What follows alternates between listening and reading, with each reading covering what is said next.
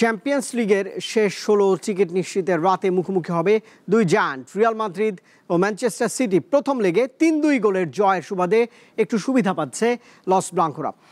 একই সময়ে পিএসজির প্রতিপক্ষ ব্রেস্ট আর ইউভেন্টাসের প্রতিপক্ষ পিএসভি আইন্ধহোভেন।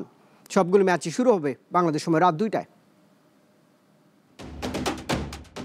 ফুটবল বিশ্বের জন্য রাতটি বড়ই উন্মাদনার।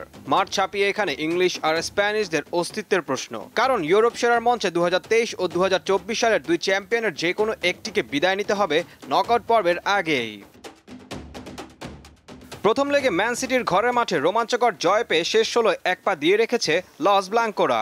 তবে সেই ম্যাচের আগে ইতিহাদ স্টেডিয়ামে ভিনিসিয়াসকে উদ্দেশ্য করে বড় ব্যানারে লেখা হয়েছিল stop crying your heart out, যার অর্থ কেঁদে বুক ভাসিও না।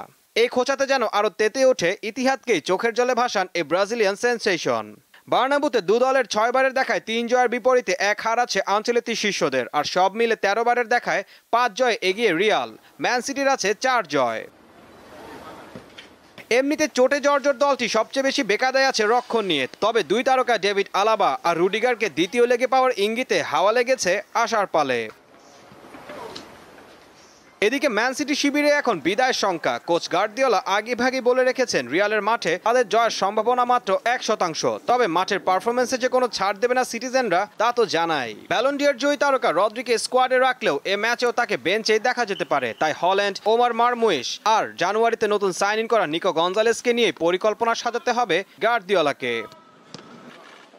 এদিকে স্বদেশী ক্লাব ব্রেস্টকে প্রথম লেগে ৩-০ গোলে উড়িয়ে শেষ ১৬তে প্রায় নিশ্চিত পিএসজি। জয়ের এই ধারাবাহিকতা দ্বিতীয় লেগে ধরে রাখতে চাইবে প্যারিসিয়ানরা।